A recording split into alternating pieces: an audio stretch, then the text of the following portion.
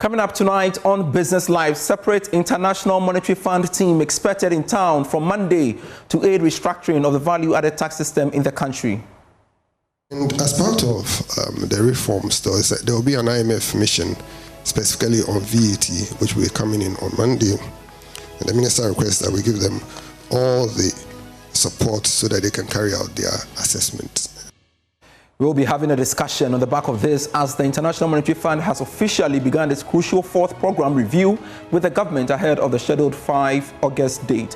Meanwhile, the IMF warns the new U.S. tariff trade presents significant risk to the global economic outlook.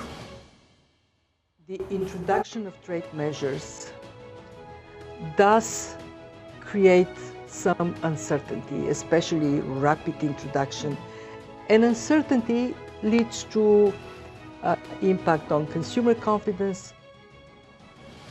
Plus, CalBank appoints former Managing Director of EcoBank Ghana, Dan Saki, as new board chair of the institution.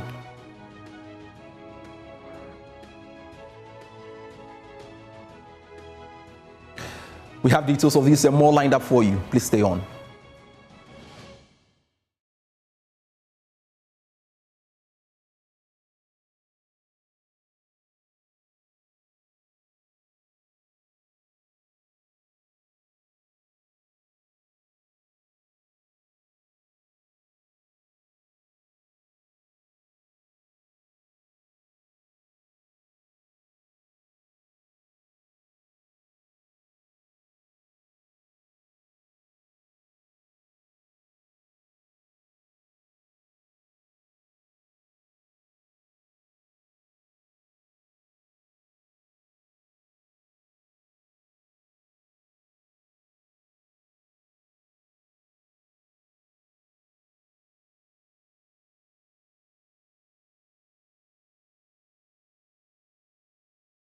I truly appreciate your time. I am Pius Kojobaka, and look now at our stories. A team from the International Monetary Fund is expected in town for Monday to help government restructure the current VAT system.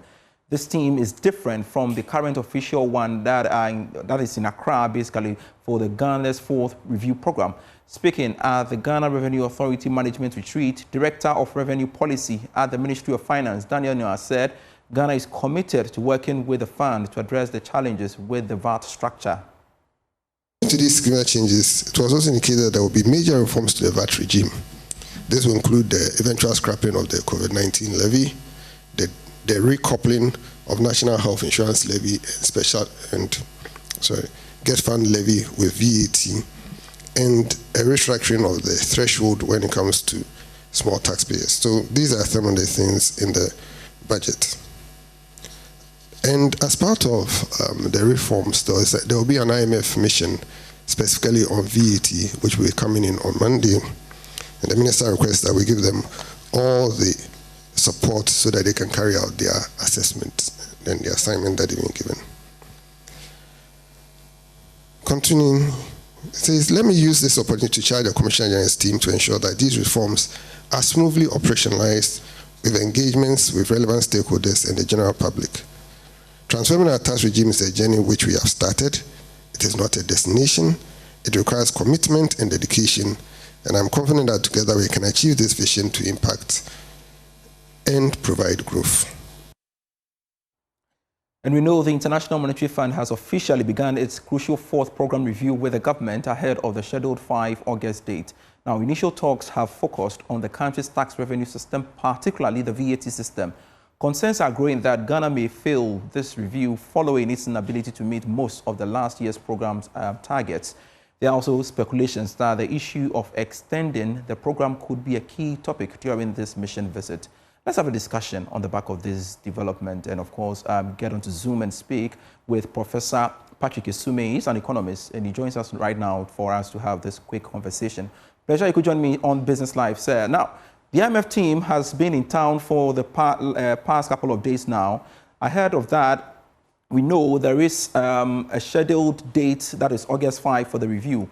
Again, we are learning talks have begun, and of course, it's focusing on the country's tax revenue system, particularly the VAT system. And I'm wondering why that is important. Good evening and good evening to viewers. Thanks for having me. the tax discussion is going to be important. Now, if you look at the new government and their approach, I think the harder, broad-based reforms that need to happen to ensure that we address the loopholes and that we are collecting revenue on a more sustainable basis has not really been tackled. We know that the strategy of the previous administration was bring new tax handles. The reason why the VAT matters is that I think some previous assessment done by the World Bank, we were not collecting even 60% of our VAT potential. So there's still a huge amount to be collected from that system. And I think I'm not surprised that that's where a lot of discussion is going to be. And in any case, I think during the reading of the budget, the finance minister made it clear that they are seeking technical advice and support from the IMF to ensure that they're able to do the reforms that they have promised. So it's consistent with what the communication that has come from the government. And interestingly, this is coming at a time government has scrapped some taxes and levies over the past few hours or so, or days, I should say, which has raised concerns about the revenue gaps to be created. How welcoming will the revenue measures to plug the loopholes be to the IMF? Well, I think we have to understand that those, in quantum terms, those taxes, they were not given as much. I think top 7%, but they also quite troubling. I mean, the E-levy was one that was quite a problematic tax to impose. So I think with or without those taxes, a reform to broaden the revenue envelope has always been important, and it was always going to be a big part of any attempt to generate revenue on a more sustainable basis. Again, Professor Assuming, another team from the IMF we are learning by the GRA is coming to town come Monday to assist government to restructure the current VAT system. What specifically will they be looking at to fix when it comes to the VAT structure? I think a big part will be the VAT exemptions. The exemptions conversation is something that has been very problematic. And it featured even in the IMF program number 16. Even though we've passed an exemptions bill, we see how even in the last administration, towards the end, granting exemptions to some companies became a point of standoff. So that is part. And then the other thing that at least the business committee complained about, there were too many structures and too many systems, businesses of the same structure having to follow different VAT arrangement. I think all of that brings inefficiency. So streamlining it and making sure that it is relatively flat, and also we get rid of a lot of the exemptions that minimize our ability to realize a lot of revenue from our VAT system. I think that would be two key components of that discussion. What do you foresee happening at the end of the review? Well, I think, you expect that the IMF team will definitely, don't forget that the IMF team has done a tax reassessment before. And they have a fair idea. They did a tax diagnostic tool for Ghana. And they have a fair idea where the revenue potentials lie. I just think that given how this government has started, and that it won't be something that is just the IMF telling us, let's make these changes and then you go ahead and do it. I think it's important that the discussions that we had with the private sector and then also academia during the national economic dialogue becomes important, or at least the consultation process is different from what we have seen before, where we won't see anything until it is passed. We don't know what has been discussed with the fund, and suddenly it's passed. And, there was something like that also going on with the BOG Act that they are trying to review. I don't think that's how we want to be dealing with it. If you want to do proper consultation, of course, the IMF might give you technical advice, but you should understand that there are also a lot of experts who are in this country. And then also there are people who understand our tax system in a way that probably the IMF team might not understand. They might have their own perspective. So I hope that, whatever is agreed, it is still, there's a broad-based discussion before finally something makes its way to Parliament to be passed. Meantime, the fund is warning that the tariffs announcement by the U.S. government poses a significant risk to global economic outlook. And I want to ask you this. How can Ghana absorb itself from the shocks that may come along with that, although some have predicted job losses? Well, I think I've heard my colleagues say this is the new normal. Now, so in some sense, it's good that it's more or less a flat tax for almost everybody trying to do business with America, with some even receiving higher rates. Ours is relatively on the lower side compared to some of our peers. But I think, it's all about efficiency. Improving the efficiency with which we do our business or with which we produce in this country to ensure that, we are still more competitive. Don't forget that if the same taxes are levied on different countries and we become more efficient in our production, we still become more competitive. So I think it's something that we should try to seek. I've heard people say we should go and negotiate an exemption. We should understand how Mr. Trump works. He knows what he wants. He brings the tariff to bring you to the table so that he can get what you want. And I don't think, we don't know if you went to Trump to go and negotiate, we don't know what he's going to ask for. So, I think let's focus on improving our own production base, improving our efficiency, and to becoming more competitive. And of course, trying to diversify some of our export destinations. Grateful. Economist Professor Patrick Isumeng, I truly appreciate your time. Let's stay longer with the International Monetary Fund because they are warning that tariffs announced by the U.S. government poses a significant risk to global economic outlook. The IMF, in a statement, added that it is important to avoid steps that could further harm the world economy. It is also appealing to the U.S. and its trading partners to work with its trading partners to resolve these trade tensions. Meanwhile, IMF's Managing Director, Kristalina Georgieva, has been speaking in an interview with Reuters. When we look at the trade picture, we need to recognize two things. One, that the introduction of trade measures does create some uncertainty, especially rapid introduction. And uncertainty leads to impact on consumer confidence, on investor confidence. It also takes the disinflationary process to move slower or stall. We also recognize that the reaction to this sense we need more national security is underpinned by many, many, many people across the globe feeling that trade as we know it from the decades when it was flourishing, yes, it made all countries better off, but it did not make all people better off.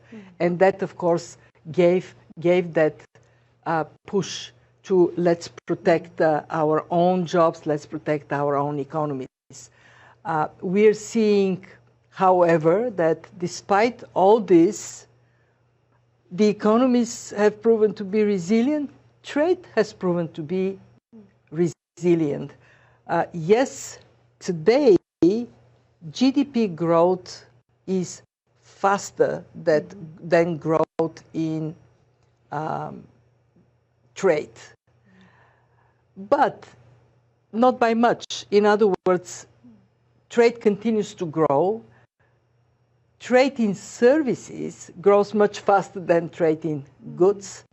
And a very important observation, countries that have similar interests to be more integrated, especially small, medium-sized, open economies, they seek more collaboration. So trade is also rewired and will continue to be rewired.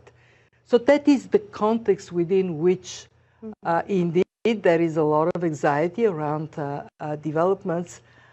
But I would say there is also a silver lining in this process because it is forcing countries to take much more seriously how to build resilience on their own, based on their own policies. Of the International Monetary Fund. In a related development, the West Africa Director for CARDS International, Apia Kusi Adumako, has sounded the alarm over potential job losses in Ghana following the United States' recent imposition of a 10% tariff on Ghanaian exports. He warns that the decision could have severe consequences for local industries dependent on the African market. Speaking on Joy News' PM Express Business Edition, Mr. Apia Kusi Adumako did not mince words about the potential economic fallout.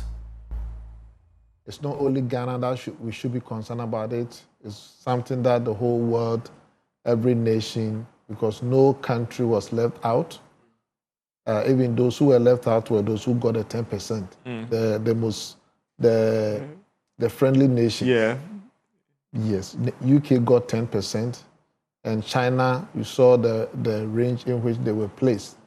And I think that this will have a serious repercussion for the global economy.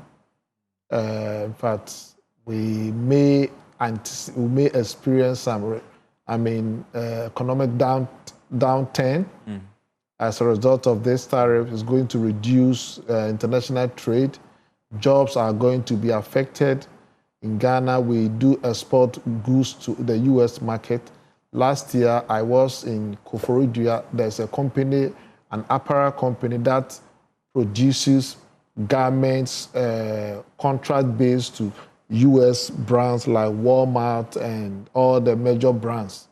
And these companies are all operated under the AGWA. Now, AGWA is the African Growth and Opportunity Act. It is a congressional and act passed by the U.S. Congress. And so as to whether the president can use an executive instrument to restrict AGWA, I think yesterday that thing did not come out clearly. Perhaps maybe we may have to ask the U.S. Embassy to be able to for tell some us. clarity. Yeah, though AGWA expires this year, and it is up for renewal. And I doubt whether the Trump administration would renew AGWA. But as a country, Ghana, this is also a sign that we need to be able to build our resilience against dependence on big brother America. I mean, the Trump administration has shown that U.S. can be unpredictable. This is still Business Live. We have more for you after this break.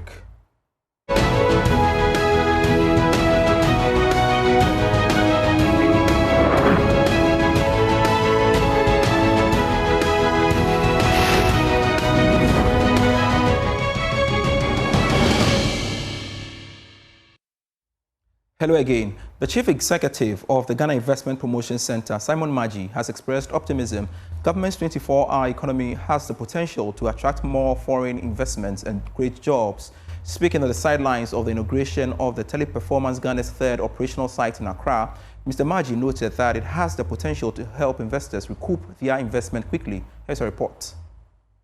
Teleperformance Ghana has integrated its third operational site in Accra to enhance customer experience solutions for some of the world's most respected digital native and industrial leading brands. Speaking at the event, the CEO of the Ghana Investment Promotion Center, Simon Maggi, reaffirmed the government's commitment to creating an enabling environment to attract foreign investment and foster business growth. It's important for us to look at everything within the broader context of what's happening around the world. So we must open up our own country for investment, and that's what we're doing.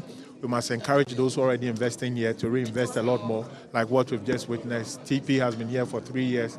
Now they want to move their staff to 2,000 and to 5,000 and almost to 10,000 and beyond. So government is ready to give them the support which is required. My colleague have said we do have the trained labor, which is around to work, highly skilled labor, the conditions the government is willing to work upon, the investment environment, and to open up the space for them. CEO of TP Global, Thomas Mackenbrock, expressed confidence in the company's long-term commitment to job creation in Ghana. In our business are the people. Absolutely. And we are really blessed to have these wonderful colleagues we have found here in Ghana. It's a pleasure to work with them in the future. For me, for Augustine, for parts of the TP family, it's the first time in Ghana. And we are really looking forward to a promising future in the next years, where we want to build new great jobs in Ghana and help to build supporting the country. Yifak Gunu is the CEO of the Ghana Digital Center. Our core mandate is to create a platform or an enabling environment for the digital space in terms of BPO operations. Our mandate is to set up the centers that can accommodate institutions and organizations like this to do more of the BPO services. And for that matter, we are excited about some of these interventions and prospects. Human Resource Director of TP Ghana, Elma Marcella Ison, emphasized the company's dedication to staff development. As part of our office design, we make sure that we create an experience for them. So we have our wellness center, we have our recreational areas where people can just go and relax, wind down when they are tired. And we're also very big on people development because we strive to grow with the people within the organization. Most of our promotions are done internally. And so we understand that we have to groom people to take up these roles. As part of its expansion strategy, Teleperformance Ghana aims to employ approximately 10,000 Ghanaians across its operational sites in the country. And to one of our lead stories, CalBank has announced the appointment of Dan Saki, former managing director of EcoBank Ghana, as its new board chairman. The announcement was made through a circular to investors via the Ghana Stock Exchange in Accra today. The appointment, which took effect on March 20th, follows approval from both the Bank of Ghana and the bank's shareholders. Mr. Saki succeeds Joe Mensah, who served as board chairman since 2019. In addition, CalBank has restructured its board as part of a strategic move to enhance its operations.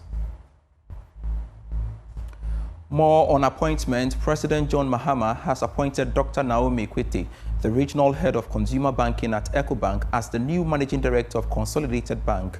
Now, this announcement was made in a letter from the Ministry of Finance to the bank's board. The letter also indicated that the information or the nomination is contingent upon meeting with all the requirements outlined in the Companies Act. Dr. Kwete will succeed Daniel Addo, the current managing director, and brings over 20 years of experience in the banking sector. Additionally, President Mahama has nominated Sheila Azumbataba as the deputy managing director of the bank.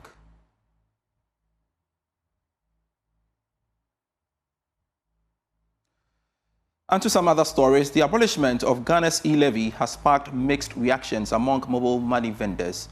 While many welcome the relief from transaction charges, others fear a decline in customer visits and profits as users return to self-service platforms. The E-levy is being abolished, and most Ghanaians are happy about it. However, some are not that thrilled. I'm here at Kaneshi to speak to some Momo vendors to find out how they feel, given that they are beneficiaries of the E-levy. It is the subscribers that benefit most, but we do transaction most of the time with the bank by taking e-cash from them when we need it. And at a point in time, because of the E-levy, we have to stop because we are working for profits. You get me?